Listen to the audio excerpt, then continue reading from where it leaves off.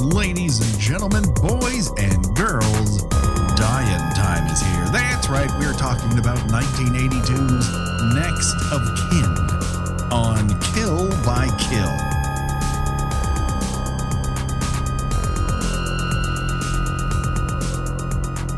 Well, greetings and salutations, Internet.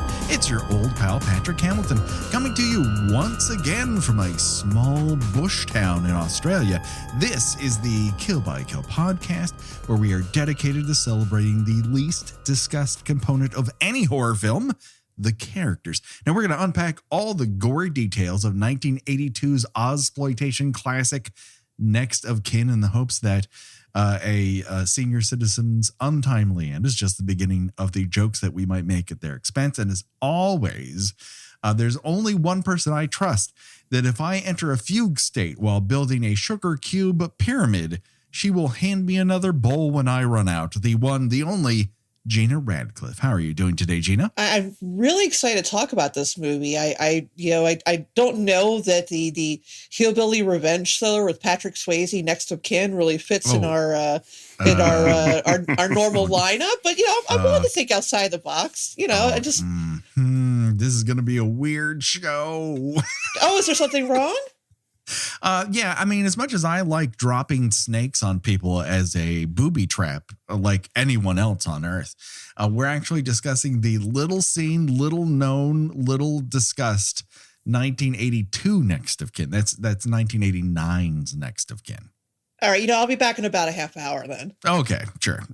Joe, well, let's continue on while Gena quickly watches a 90-minute movie in 30 minutes. But I don't want to frighten everybody by that prospect, but we're also not alone. That's right. We have a very special guest. Of course, you know him from his writing on Bloody Disgusting, and of course his podcast Horror Queers, and you know him. He's a returning champion here to Kill by Kill, the one, the only Joe Lipsett. How are you doing today, Joe? Hello. Thank you so much for having me back. I actually think that this makes me your number one most returned guest. You could be. I might have to kill Brennan or Megan. It's one of the two. Yeah, it's between you. There's gonna have to be like a blowout match between you and Megan. I'm always down for a cream corn wrestling. So bring it on. Because she's already. Well, you should know she's like 5'10", so she might be able to kick your ass. I can probably drop kick her. Bring it on. She's got that crazy mom strength, so you're gonna want. She's wily. That's the other thing. Yeah, Brennan is in there, and then Becky is in there as well. So yeah, there's a triumvirate. You know what we should do is we should have a March Madness where we run you off against one another. How fun would that be? Plans for next year. Plans for next year. Well, let's stick to 1 year in particular. That's 1982, in the middle of the Ozploitation, boon. Joe, I kind of know the answer to this, but not everyone will have read the article in which we kind of co-wrote together about this movie. But when was the first time you watched Next of Kin? Yeah, so it was a couple of years ago, and I had admittedly never seen or heard of this movie until I started doing a writing project on my website called Horror Bucket List. So I would invite people to bring a film to me that they thought I should see, and you brought this. And I was excited, except for the poster, because the poster art is absolutely terrible for this movie. Yeah. And then I sit down to watch it, and the only thing you can really ever find about this movie is that it's an Ozploitation film, and Quentin Tarantino thinks it's as good as The Shining, which is, okay, Quentin, let's take a seat. But then you sit down and watch this motherfucker, and it is an honest-to-God classic, and it feels like nobody talks about it. Yes, I feel it is a criminally underseen. I had never heard about it until the aforementioned Quentin Tarantino thing. He had been a part of the Ozploitation documentary that's out there, and who's the name of which escapes me at the moment. But he was just so effervescent and effusive with his praise of this film. And, this guy who directed it, he didn't really go on to do any other cinematic work. He did a lot of documentary work, and he also directed TV miniseries stuff. But Tony Williams did not. This was a quote unquote disappointment, probably because it's hard to market. Hence, a giant red devil hand reaching down to a house. Well, that was why I actually did wonder while looking for this movie if I had the right movie or not. Right. Because the artwork because I watched it on Shudder, and this was actually the first time I'd seen it. Had like a little ghostly girl on it. I'm like, oh god, yes, that's the other shitty box art for this. And Patrick, the documentary for listeners who are interested is called Not Quite Hollywood. It's from 2008. That's right. Excellent documentary, and you will come away from watching it with this monster list of all of these crazy exploitation movies to watch. And there's just something about a hermetically sealed movement, just like in music when Seattle was a scene, or when Atlanta was a scene, or when New York was a scene, or any of those locales that suddenly they have their own like little mini industry of bands who are all making interesting music. In the late 70s to early 80s, the Australian government had a tax coupon sort of deal where they would allow filmmakers to submit their plans to make movies, and they would subsidize a significant portion of the movie, and it allowed people to make all sorts of interesting films. But it also allowed leches to make a bunch of sex movies, and eventually they got to horror and action. Oh yeah. My favorite thing is how this parallels the tax shelter era here in Canada, where I'm from. And from that period, we get things like My Bloody Valentine and Happy Death. Oh, no. Happy Birthday to Me. Yeah. And a bunch of other great Canadian put some slashers. respect on Happy Birthday to Me's name. Yes. Our beloved Happy Birthday to Me. Yes, it's the happy of birthdays that doesn't have Chris Landon and a baby face in it. Right, it's true. Exactly. But yeah, it's actually very similar to what Canadians did, where we said, okay, we would like to start a film industry. And when you open those floodgates and allow people with deep pockets to begin making movies, they quickly realize, oh, if I make a genre film, that's how I can get the biggest return on investment. So it's a similar thing when you look at these exploitation films. And the sad thing is that the people of the country that are making the movies don't like these movies because they feel it's not a good representation of what they can do. So a lot of these filmmakers make great movies and then never go on to do anything because their own country doesn't support them. And it's really hard to then distribute them. Like, it's one of the reasons why nobody has seen Next of Kin is because until it got boutique DVD releases and Shudder picked it up, you couldn't find this motherfucking movie. No, it was nowhere to be found. And, you know, there were, you know, you could buy a VHS of it for like $300, but who would want to watch this movie on VHS for $300? No. I'm not sure who. It's not the best presentation for it. I do wish this was put up on a big screen more often, but you know, hope, God willing, we'll get to more revival screenings in the near future. But this is one of those movies I think would be a revelation to people. Like if you're in an all-night horror-thon and this comes on at midnight, people would not know what to do with themselves. Yeah. They would wonder for the first 45 minutes, what the fuck is going on? And the back 45 minutes, they're on the edge of their seat, fists clenched, unbelievable how much tension this sort of ratchets up as it goes. It's so fucking stylish. Oh my God. The thing. Yes. Like, Gena, how did this come across as a first time viewing for you? Well, you're right about the whole, the first half. I'm kind of thinking, all right. and then, probably about the last half hour, I'm like, oh, okay. I get why people are into this now. Yeah. But I thought, it felt, there's a lot of homages to it. The director's, definitely seen Giallo movies. Yes. Yes. I love the slow motion running away. Mm-hmm. and the proof that absolutely no one makes an attractive face when they're running and screaming in slow motion. It becomes a very sweaty movie in the back half, and you don't. You really talking about think that it's going sex to be scene? Oh, I was going to say that's a very oily sex scene. I loved it. Authentic sex, people. People get messy when they have sex.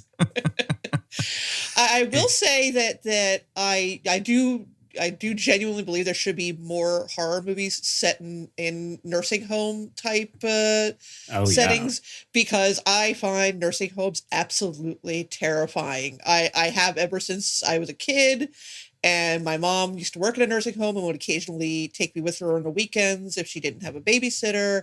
None of those old people are ever happy to see you. They're all miserable. It's just, it's death is in the air. And other than like this and Dr. Sleep, I can't think of any that I guess it's, kind of a setting that's hard to treat respectfully, but they seem so ripe for a movie where terrible things happen in a certain setting. Sure, because death is a part of life around there. People don't really get hysterical necessarily when somebody passes, because that's kind of a weekly occurrence. Off the top of the dome, you can go the comedy direction with Bubba Hotep. Oh, that's true. Yeah, that's true. And then it's on my to watch pile, but I haven't gotten to it yet. But The Manor is on Amazon right now. Well, that just came out, didn't it? That just came out. Okay. And okay. The house that they looks like they used for it definitely feels like XL Carolyn's.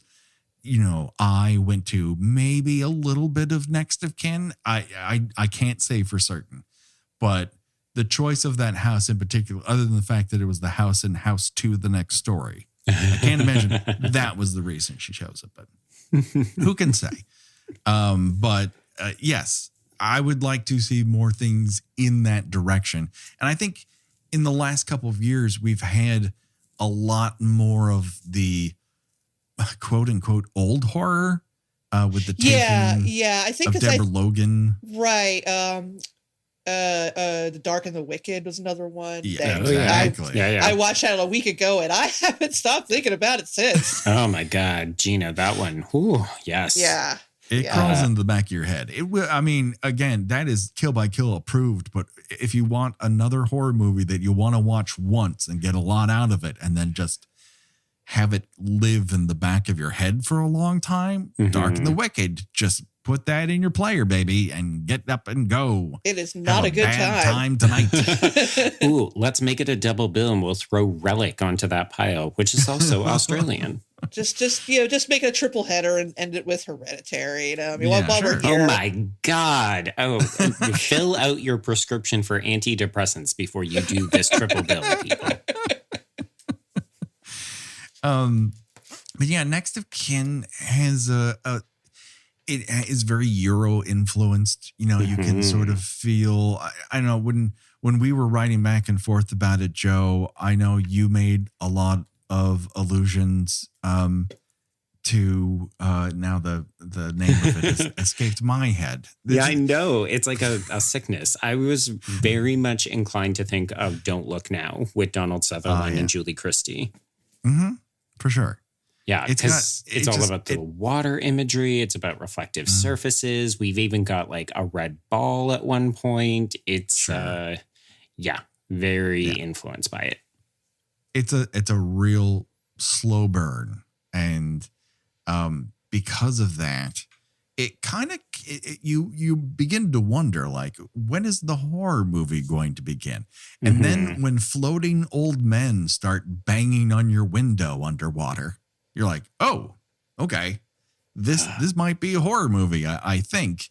And then the other component of it that's really, I think, can be off-putting for some, is that old trope of, is this happening or am I crazy? Right.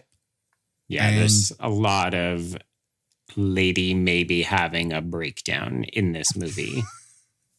Yeah, possible white lady in trouble. I don't know where I, came up with such a title off the top of my head, but I'm sure it'll come to me eventually. But what we have here is a pretty simple setup. We've got Linda, and she's back in town, baby. She's feeling good. She's not actually. Let's use the word town very loosely here. Right. It is generous to call this a town. I do like that we get to see that scene where she busts in because she's, yes, definitely having a nervous breakdown and or a panic attack. And she breaks into like a town hall meeting filled with people. And you just think, where did all these people come from? Because we have seen one burger shack in the middle of fucking nowhere. And then we've got this retirement home. Yeah. And they're all the Bush Fireman League from what the guy on stage who, all I could think of when he's up there is like Monty Python sketches, because he's wearing the giant wide brim hat. He's got beer in hand while he's having this town meeting. And he's also informing everyone, don't have a fight with your wife this week, which is like, is this something that needs to be said out loud? Apparently it is. In Australia, this could be a weekly occurrence. I say that with love. I lived in Australia for a year. Great people. Oh boy, do they love to party and get into trouble though. I always wanted to get out there after I was working in Japan, and I could never quite work it out because I was like, I'm halfway there, baby. And I was just entranced by the very idea of the one thing I knew about Australia, which was that at one point, a lot of the bars had tile that would go from the floor all the way up the walls because it was easier to hose the vomit and blood off. Yeah, that tracks. I can't say I've seen it in person, and yet everything that you're saying very much registers. Yeah. Well, everything you need to know that this movie is in Australia is there's a scene in which Linda, the main character, is talking to Connie, who I guess is the matron of the senior citizen home. Yes. And Connie is hanging the laundry, and there's an enormous fucking spider on one of the sheets, and Linda just goes, beep, just flicks it away. Nonchalant. Oh, I see these all the time. Yeah. I see this alien face hugger looking motherfucker all the time. It doesn't scare me at all. And I'm like, it's horrifying. It's like, she like lightly taps it in and falls to the ground, probably to get swallowed by a giant snake that is then swallowed by a giant bat. More than likely. Oh man, there is a moment where Linda goes skinny dipping with the guy that she's shagging, who of course is played by Mr. Jarrett himself, aka no, I wanted to say wrong term, but that is the wrong hillbilly horror film. Oh boy. Is it Wolf Creek? Thank you. Yes, Wolf Creek. He's looking young and hot and studly. But they go skinny dipping. This entire podcast is us filling in the blanks from things that are escaping our minds. Just to let you know, that's the common theme here. It's going to be Mad Libs for the next hour. The protagonist's hunky boyfriend, who is named Barney. Yes. That's how you know it's the 80s still. But they go skinny dipping in this chocolate brown marsh, and all I could think of is, it's Australia. You don't know what's in that water. What are you doing? Nah. You're just going to come out of there like the entire lower half of your body just bitten off. We've seen Rogue. We know how big things get in the water. And John Jarrett would go on to make his own giant alligator movie. He was in. Was he also in Rogue? But he was also. But his one is a Dark Age, where it's a giant alligator puppet, and it still freaks you out because it eats children. Oh, I do love a movie where a child dies. Yes. Well, get on it. Okay. That's another one that's very fucking hard to see. Yeah. Well, I had always thought that this was kind of like his film debut, but actually he's in Picnic at Hanging Rock. Like he's been in the scene for a while there. And yes, he kind of goes into vogue, but never really crosses over until his sort of career is resurrected as far as American audiences are concerned with Mick Taylor and Wolf Creek. Right. That's disappointing because I do find him a very compelling kind of sexy male lead in this film. Oh, yeah. Yes. I think right away you feel very comfortable with him on screen. You understand why someone would fall into bed with John Jarrett. Like, it just makes sense. Even though our introduction to him is he walks up to Linda as they're hanging out outside of the motel where they're presumably going to have sex, even though we don't really see it. Right. And she's like, "Where's your car?" And he says, "Oh, my license got revoked again." You're like, well, this dude is a catch. He's got so much going on. But then again, we barely see any non-retirement age men in this entire town, or quote unquote town. Oh, sure. Yeah. As close as we get to a sort of teenage girl's bedroom in this movie is this hamburger joint that starts the movie. And we have a Space Invaders knockoff called Space Age in there. And also this giant cardboard poster of legs. We never see the face of it. No. A very groovy pinball machine. And while the cook is making hamburgers, we get to see flies swarm around an Elvis poster. Yeah, it definitely sets the stage for, things are going to be a little weird. Yes, 100%. You're out of sorts, as it were. You've got this small child who might be possibly trying to hit on her. Well, and then you've also got this family where basically the discussion centers around the father beating his son. Yeah. Where he's going to hit him into the end of next week is, I think, what he refers to it as.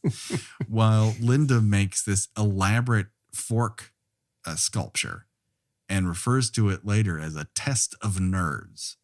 And we're going to see her nerves tested for the next 90 minutes in this motion picture. It's really nerve-wracking. And I think some of it has to do with the idea of inherited trauma. Her mother's sanity was in question. Maybe not the best mom, maybe a great caretaker. She definitely wanted to get the fuck out of that town.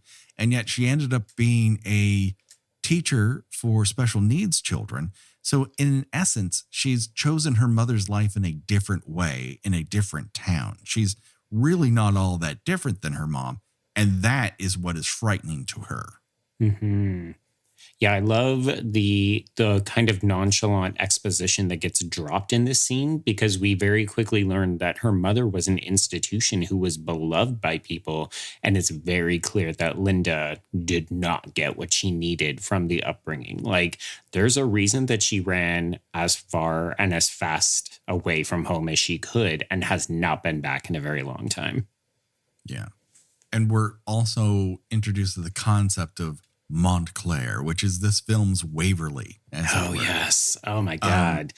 I love the idea that this is an Australian Gothic film.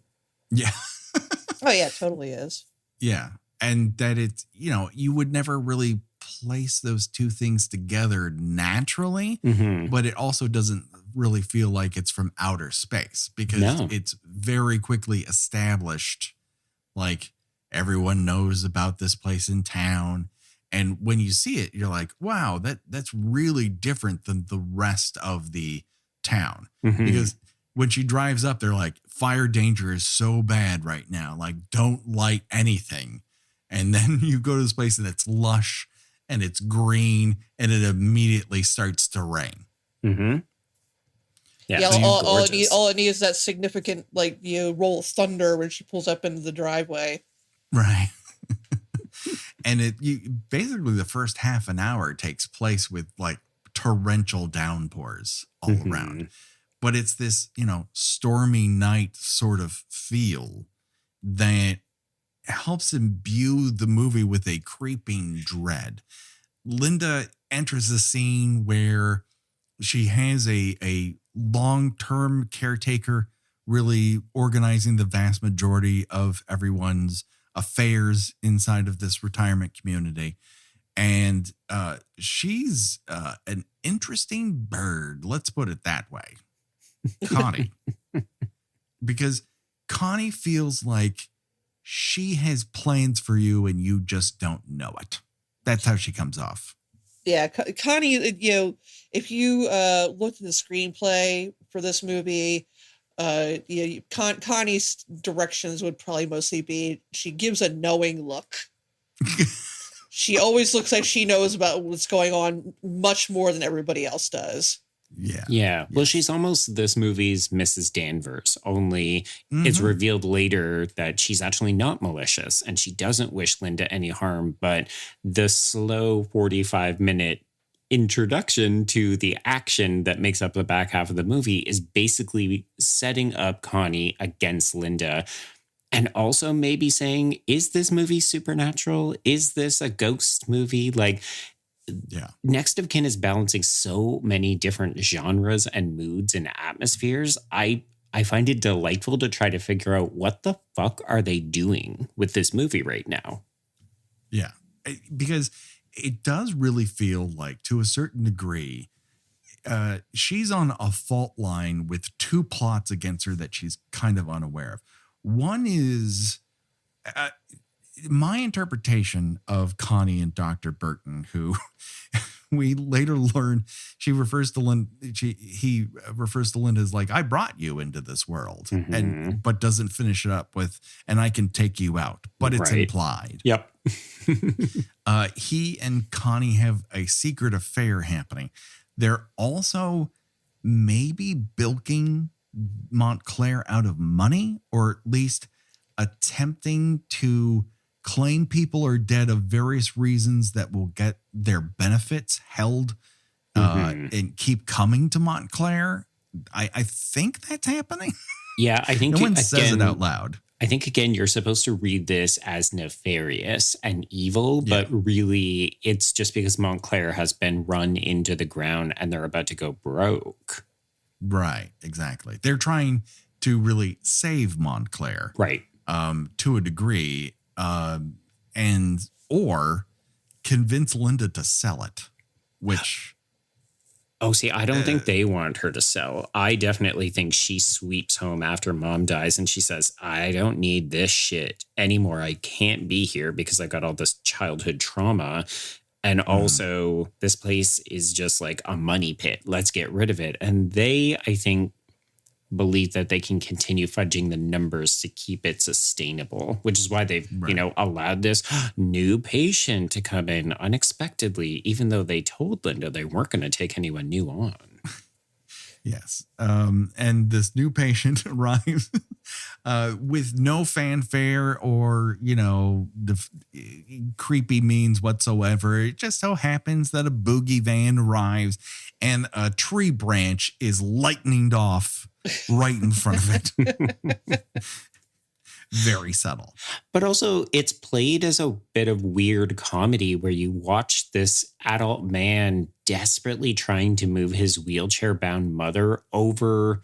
Like, he has to move a wheelchair and then he has to move her and then they're getting covered in the rain. And you're just thinking, what kind of asshole does this in the middle of the night, in the middle of a storm? Like, what a terrible son.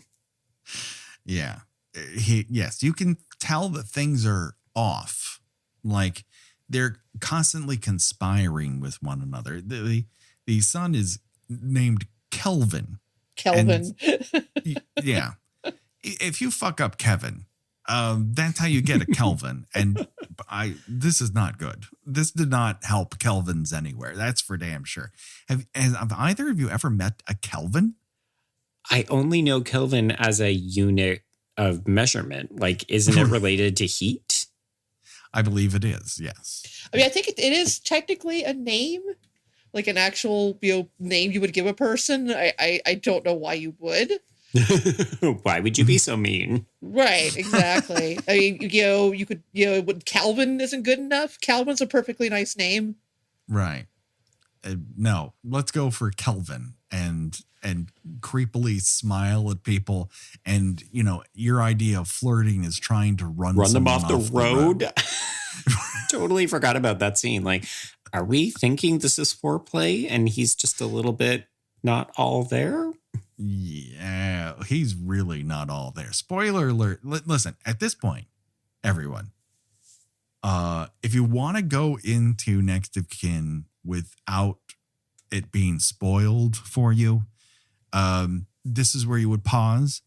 From now on, we're just going to go whole hog into this thing. Just know that everyone's a suspect, baby. Mm-hmm. So you know that going in, it's absolutely worth your time and attention. Okay, we're going to spoilers in 3, 2, 1. Kelvin is he likes to hammer people, we learn. Oh yeah, he's having the time of his life doing that.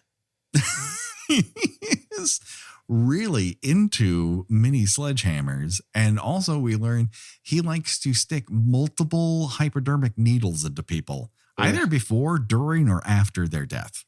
Sure. Well, you just have them laying around. What else are you going to use? This movie has a ton of buildup. Its first death is very atmospheric. We have Lance, the kind of the one guy that Linda seems to automatically always be attached to at the home. And as he's getting into the tub in the morning, because he likes to come to breakfast late, he feels like the service is better that way. But it turns out the tub is occupied by another dead gentleman. He almost steps right on his face. Could you imagine?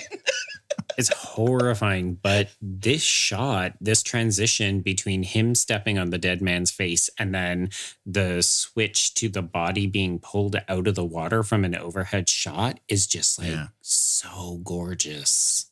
And I thought it was going for some, kind of Shining thing where he was imagining that the body was rising out of the water. But but that's just a really good transition. And the movie is filled with stuff like that, where it is trying to fool you into thinking something different is happening, and then just kind of sitting back and poking fun at you for thinking that way. Like, haha, I got you. Right. The camera's always moving, even when like she's reading out of the diary. It's like swirling around her. When people look out from their individual rooms, the camera will travel along the wall of their line of sight, but not show you what they're looking at. Yeah. It's just creepy to the fucking max. It's so goddamn well directed. That's where I think where you can get that sort of, is this as good as The Shining sort of thing? It's trying, and it also achieves on what, 1/10 of the budget of The Shining? Oh, sure. 1/5? And probably a much shorter production. Sure. Oh my God. Absolutely. There's whole dream sequences. And this, to me, this is why I kind of knew this would be a Gina Radcliffe motion picture. Because it's got two things going on here that I know Gina Radcliffe likes. And that is people hovering outside your window and knocking. You love that. You're not wrong. Yeah. And it also has dead bodies and wheelchairs being flung at you. Yeah. Oh my God, yes. That was my moment. I'm like, okay, I'm invested in this film. It took you that long? Come on, Gina. It went from 3 stars to 4 stars after that. Fair.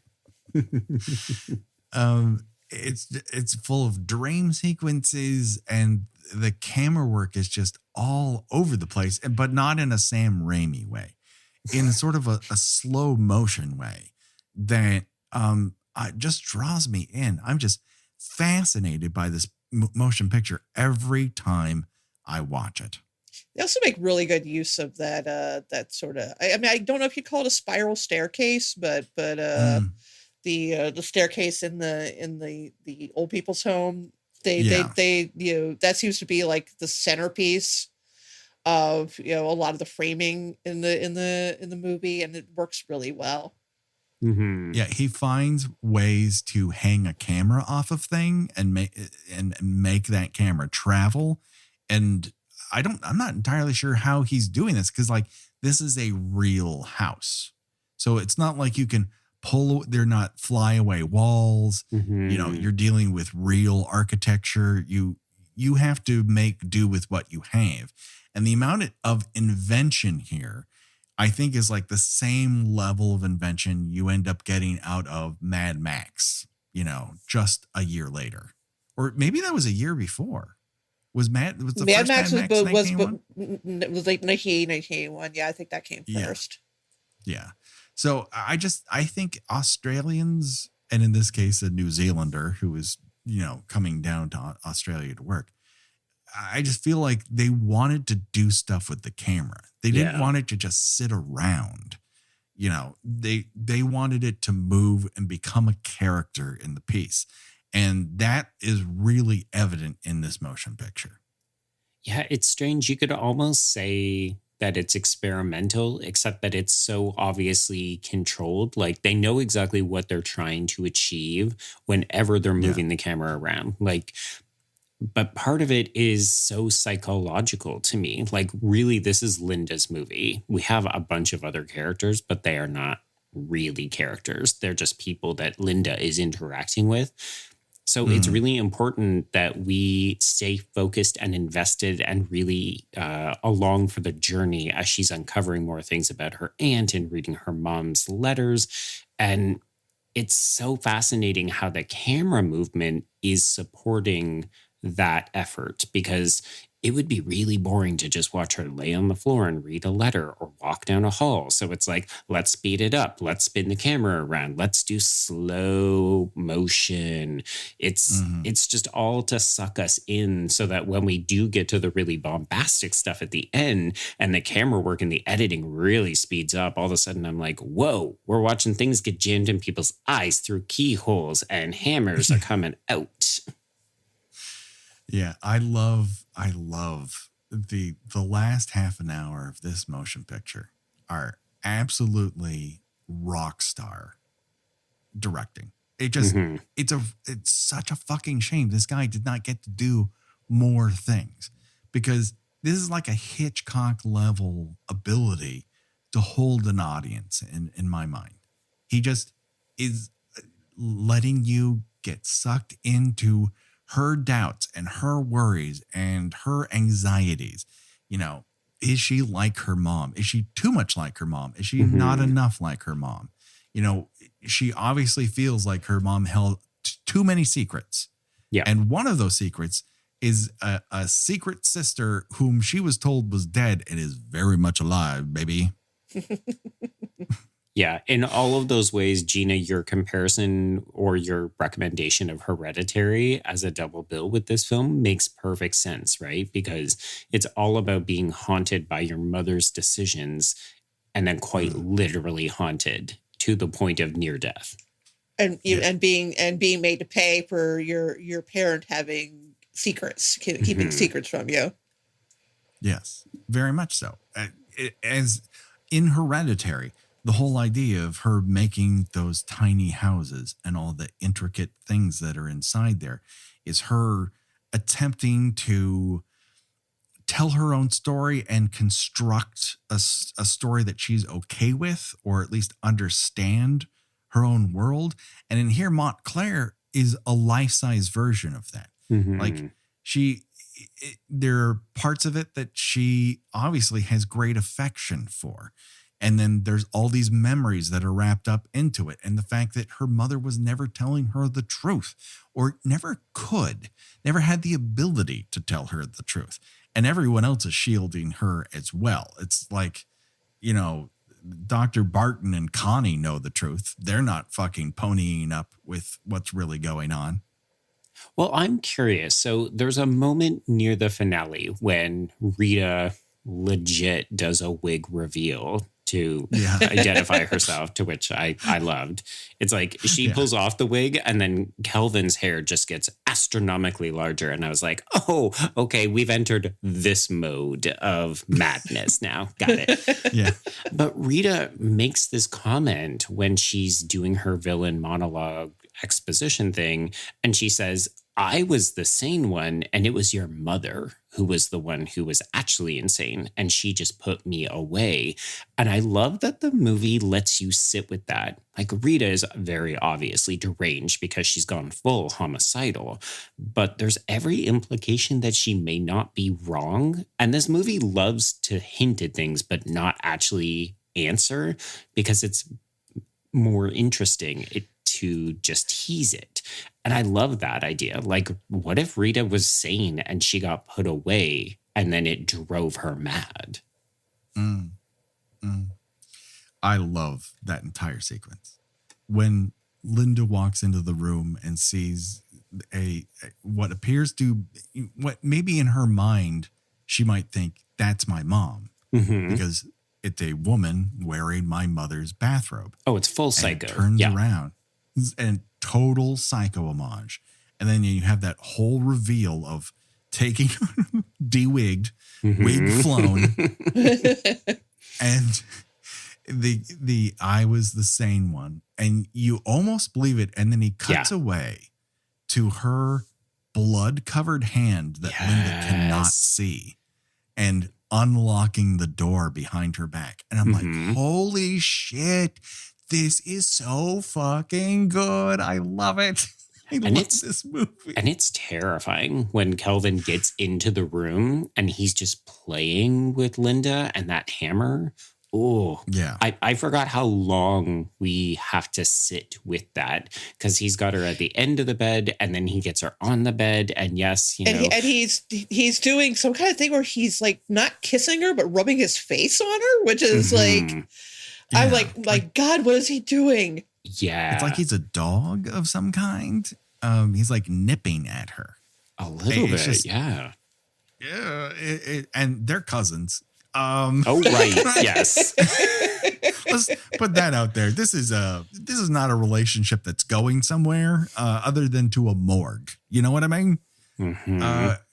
And there is a level of play mixed with sexual violence. Yeah. And thank God he's got balls, because that is really helpful to Linda in getting out of that situation, is finding a way to get her leg right up into his balls and hiding in the bathroom, where she discovers the, old Voorhees corpse display of Dr. Barton and Connie. And they're in just a blood red tub. Like, it's just filled with Euro horror blood. It doesn't look like real blood. This is Tenebrae blood. Yeah. And I love that we've been teasing this image the entire film, right? Like, we just keep finding bodies in bathtubs or bodies of water. And it's already happened earlier with Barney's, I don't want to say slutty, because clearly Barney was diddling other women when Linda wasn't there, because she's been gone for so long. But let's call her Linda's rival. There we go. I mean, thank you, Gina. Here's the three things we know about Carol. She refers to Barney as Barnes, which Linda finds incredibly funny. 2, she wore a raspberry beret. Oh, gosh. And she's been keeping Barney's penis warm for Linda. Sure. Yeah. Yeah. As one is apt to do. She drives a hot car. It's a small town. And as you said earlier, Patrick, the availability of attractive young men is, it's not great. No. But Barney definitely, once Linda arrives back in town, he's like, oh, thank God. Thank God you're back, because I really wanted to be having sex with you this entire time. So if we can continue to do that, I would greatly appreciate it. But he never goes full on, have you considered my penis? No, not at all. That to me is a real sign of a good horror movie boyfriend. Whether he believes her or not, he's at least willing to help her figure things out. Yes. He doesn't want to see her in pain. He doesn't want to see her in an anxious state on that level. You know, he's playful and whatnot when she kind of freaks out that someone might be watching them in the woods.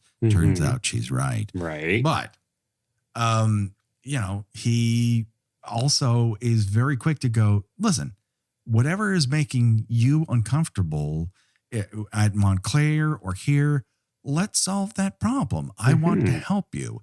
And he comes off as a real soon to be dead boyfriend. And he sure gets to be a dead boyfriend when he is shoved out of a room on a wheelchair and his dead body is just launched on top of her. He might as well be Evel Knievel. It's like it's like spring activated or something. Absolutely. It's like a hallmark moments in horror wheelchair springboard action. It's like this and Children of the Corn 2. Yes. Top tier. Ooh, the level of yes that came out of you, Gena, makes me think, should we be covering Children of the Corn too? I mean, no, but also yes. The thing I enjoy about this is that it's not a horror or a comedy at the expense of a disabled character. It's just that we have a wheelchair because we are at a retirement community. So it makes it more appropriate to laugh when we do get a slow motion aerial shot of him just launching into her arms. And then the horror of what has happened sinks in because he was alive maybe 2 minutes ago. And now he's just dead in her arms. And also imagining like probably a good 180 to 200 pound, like jacked beefcake of just sheer dead body falling on top of you. Whoa. Yeah. He's a real slab of man. Yeah. And previous to that, we're going very out of order. But I apologize. To go back to our talking about horror characters in the order in which they die has gone out the window, folks. Connie is revealed to be in the fountain. And what I love about that one is her neck has been slashed and it's sort of revealed when the fountain turns blood red. Yeah. And then Linda looks over and finds the beret and then looks down and then Carol is there. Her throat slashed, but her pulse racing. It's funny though, because even in this moment, I still for 1 second briefly wondered if this was Linda going slowly mad, because you just get this really agonizingly slow tilt down this water fountain as you're watching this, you know, as you said, the Eurocentric Giallo-esque red liquid pour out, and you think, oh no, she's lost it. And then she like lifts up a lagoon patty and it's like, oh no, Carol's there. Never mind. You're fine, Linda. You're fine. You got a fugue stay coming, baby, but you're fine for now. And who can blame her? Once she's in the bedroom and Kelvin has attacked her and she's at least put a door between herself and Kelvin. And she gives him a real judo chop with a stool onto his spine, which knocks him out. It's the first spinal knockout I think we've seen on the show. Yeah. I thought she hit him with something. I was like, oh wait, no, she just did a game of the old suplex. She gave him the people's sitting stool, basically. Well, they've got hardier wood down there. It's not so cheaply manufactured and, shipped across borders. It's like, it's good, firm, salt of the earth wood. And Kelvin has had a night, right? Like he's full of adrenaline and one knock of the spine. He's going to go sleepy time for at least for a little while, but that's okay. Cause mommy's taken over. That's right. Rita is in business and she's already got her hands covered in blood. Why not finish Linda off? The only thing holding her off is a door. Again, bringing those shining vibes to it. And then she very methodically says to Linda, I can see you. It and almost Linda gives looks me over Black and Christmas. notices that, very much so. Totally. Great homage to Black Christmas. Rita can see through the keyhole and into the mirror, so she can see what Rita is doing. Now, Linda does what we would all do, which is cover that with your butt, reach over very slowly, and get your hair pick. Now, if there's one thing that we see a lot of in this movie is Linda's hair maintenance. And yet it is full of crazy flyaways and bizarre hair ideas. She's got one part of her bang just in a rubber band just to the side of her face. Like, I haven't seen that outside of the Brady Bunch. Yeah. There's also that one look where she looks like she's got an updo, and then as she's driving away, she just like flicks it and the whole thing just unspools. And you think, my God, why are you wasting your time with old people and special needs children? You could be a hair model. Yes. She does need a quick VO5 treatment. Let's put it that way. Especially by the end. Yeah. Her hair is lacking for natural oils.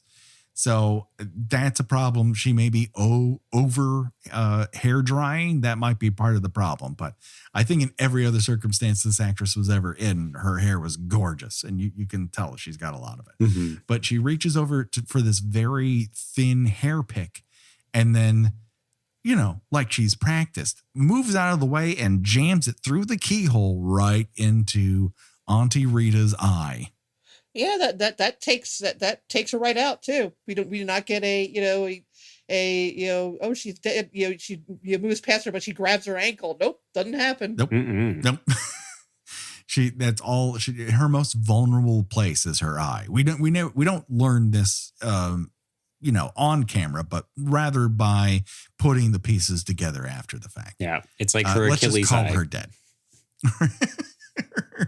Her Achilles eye. Sure. Absolutely. So she makes a run for it in a glorious slow motion run, not only slow motion running, but slow motion sound. So her screams like,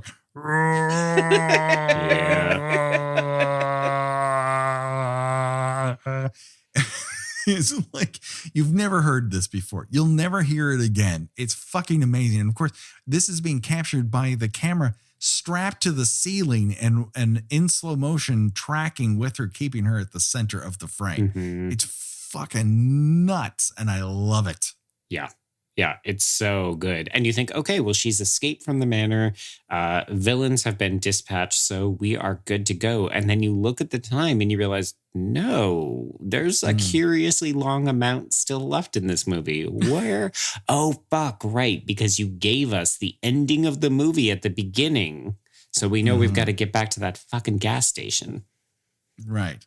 And in the middle of, this is like right before dawn for whatever reason. And Nico, the owner's son, happens to be in there in a spaceman suit. This 10-year-old is just, hanging around the diner. Child endangerment. He even offers to make her a burger. Oh, yeah. I love that when she's starting to zone out and it goes to that great moment where she just sort of, they just switch over to like a ballroom dancing competition or something. Yeah. And the kid's like, can I make you a burger? Ice cream? Pasties? He's just rattling off food. Rattling off various diner accoutrements. It's like that sequence in the movie that we covered for you on Horror Queers, Joe, where a guy literally had an erection because someone was listing off milkshake flavors. Milkshake flavors. Oh my God. The quiet. A perfect, no, I was going to say it's a perfect film. And then I was like, no, the conversation was perfect in the movie is garbage. Look, I am inviting you two back for another go around, and I can't promise the new film's going to be any better, but we're going to have a lot of fun. We are. I already own it. Very much looking forward to it. Holding off though, because I don't want to watch it too early. You want to savor that sort of witchiness. Anyways, that will be for Horror Queers next month. Let's finish this off because this denouement, this ending sequence, I feel like it's a real, it's a touch point for Ozploitation horror, where they're like, let's have one crazy fucking sequence in the third act. Just like, if you think we've topped it, no, we've saved one thing that's really going to blow your mind. So as Linda has gone into this fugue state and just is making yet another, mound of something. In this case, it's sugar cubes in another test of nerves, but she's just out of it. And so out of it. She's making it, and it's huge. And she runs out of sugar cubes, and Nico passes her another full bowl. And as she puts it on top, something rattles. Yeah. And they look out the window, and Kelvin is driving a fucking boogie van through the front of this store. So good. I just like the idea that where else would she be other than this diner? There's nowhere else to go. There's nowhere else, because we already established that the Fireman's Hall is closed for the evening. So one of our 2 venues in town, not available. So she's got to be at the other one. She does push the video game in front of the door so that you can't get in that way. But she exposes the curtains fall down as the result, which I guess is why Kelvin decides, fuck it, I'm going to drive a van all the way through. It's wild. Yes. And it's so over the top. Like you're just kind of, you're blasted into the back of your seat. In the way I feel every single time, even though I know it's going to happen, it's fucking crazy. And so as a result of this, you begin to have a series of Hitchcockian, Final Destination-esque complications here. Nico has not loaded the shotgun that he's holding with all of his army accoutrement. He begins to load it underneath the table. Meanwhile, Kelvin starts to bash open the already broken windshield with his sledgehammer in the hopes to crawl out and kill somebody. The complication being a loose wire hanging right in front of that window, so he can't get out without electrifying himself. Once Linda gets that shotgun, she begins shooting as many things as she can that isn't him. She shoots that video game, shoots a hole in the gas tank. And already, once the gas tank happens, you're like, oh, I see where this is going. Here we go. We have a loose electrical wire. We have gasoline. But that's really not enough for Linda, because she pumps another shell in that bad boy and just takes off Kelvin's head maniac style. But I love that it's not even that she finally gets the right shot in. She takes the gun and she just strides right up to the front bumper, points the gun, and we just get this exploding headshot. And you just think, oh, well, that's one way to do it. Yeah. Okay. Yeah. She is not fucking around. She's putting Kelvin in the dirt. And then after that, it's a slow walk outside. There are many slow walks in this movie. But she puts Nico in the passenger seat and walks around to the other side. The camera is in the back of her truck. And the whole denouement of this is the explosion of this diner. Yeah. What happened is that, and what it was meant to happen was they drive away and the camera hits a sign that says, "Don't play with fire," and turns around and catches the entire thing exploding. Someone set it off early. So as it turns, you see the reflection of the fireball in that "Don't play with fire" sign, and turns around and you get a second and third explosion on top of it. Yeah. And it just makes it fucking better. It's a happy accident. Yeah. It's so much better, right? Because you already know what's going to happen. So for the timing to happen right as we see the sign is way better. Yeah, no, just all of it works towards the loosey-goosey happy accident that this motion picture is. The idea that this van is like so menacing, it's just going to drive all the way through this diner and kill them. Well, I love that that to me distinguishes this film in part from an American counterpart. And thank God we never got a remake or something. But in an American film, Kelvin would have driven through and then the van would have gotten stuck. And it would have been like, oh, he can't get out. He's not as big of a threat. And here he literally plans to drive over them because he just keeps coming. And it's very exciting. It also reminds me a lot of the third act of Road Games, which also involves a boogie van and an entire 18-wheeler truck. Mm-hmm. And I don't want to give it away, but holy shit, does that movie also have a great capper at the end of it. It's just amazing. Yep. And that movie's also super stylish. It also features a weird gas station encounter. And it also features a director who really didn't make a lot of movies afterwards, sadly. Yeah. Yeah. Although he did make Psycho 2, a movie we have to cover on this podcast. Oh my God. You two haven't covered Psycho 2? We were on another podcast talking about it. But we have not done a whole episode about it yet ourselves. And have you done Psycho 3? No, we haven't done any of the Psycho movies yet. Oh my goodness, you two. Gina, have you seen Psycho 3? 4. Maybe that's season 4. You never know. It's coming upon us. Yeah. The year's changing over. We have to close this book and start another. And the way we close every book on this podcast is we play a little game called Choose Your Own Deathventure. And that's where we decide of the deaths portrayed in this motion picture. If you had to die that way, which one would you choose and why? So up for, selection here, we have a stroke and drown in a bathtub, slashed and left for dead in a fountain, stabbed to death and then pushed in a wheelchair, stabbed, brutalized, punctured multiple times with many hypodermic needles, and left in a blood-filled bathtub, and stabbed in the eye to death, and shotgun to the head, and then exploded in a defenestrated van. And so, Joe, you're our returning champion.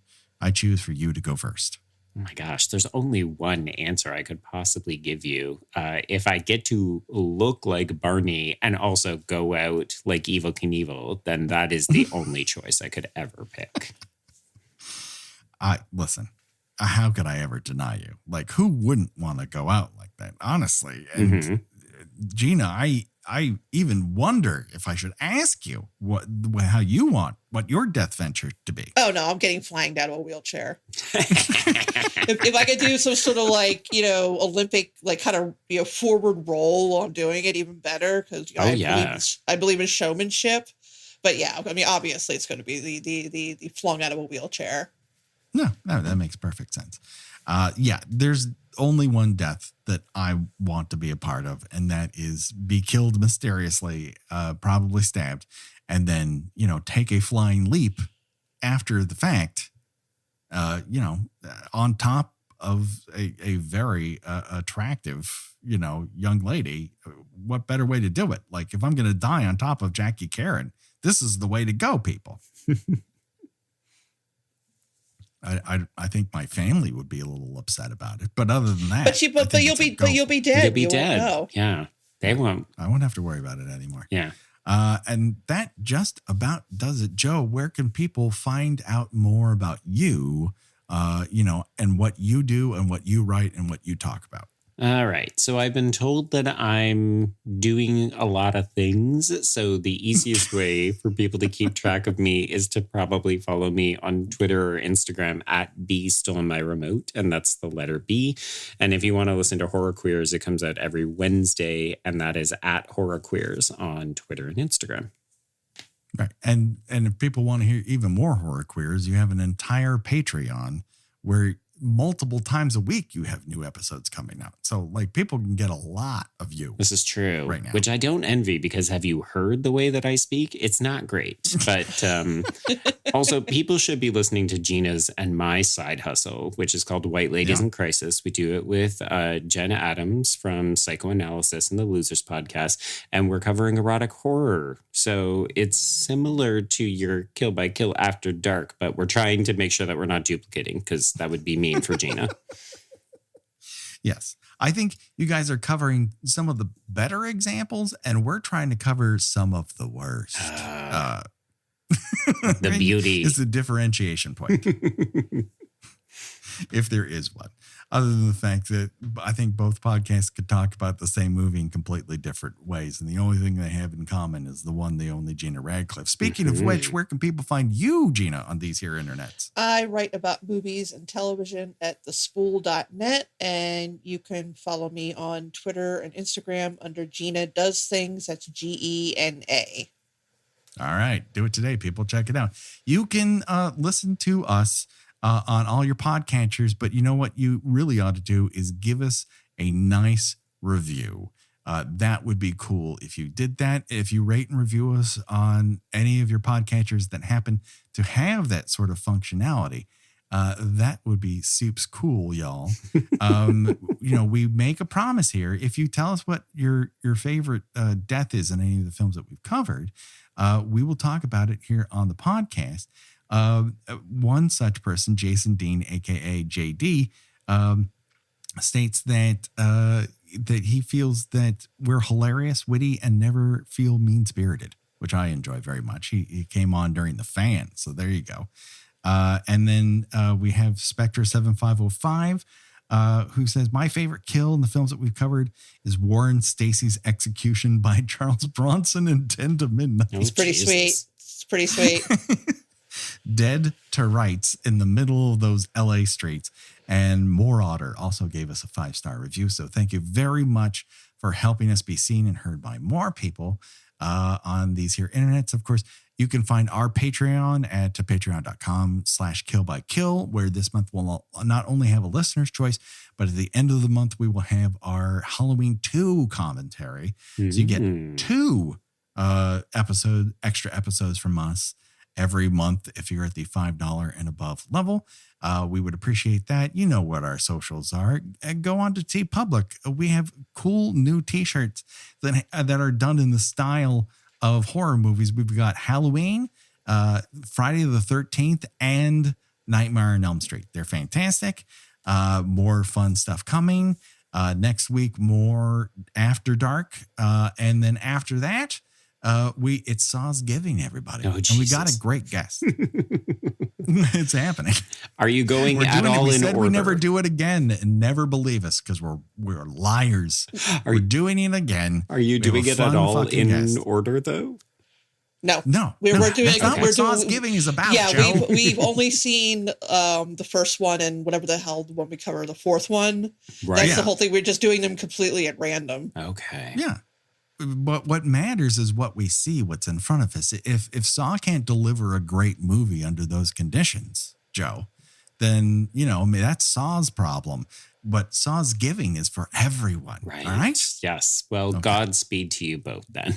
The people responded. They said, "Do more Saw." Oh, of course. Yes.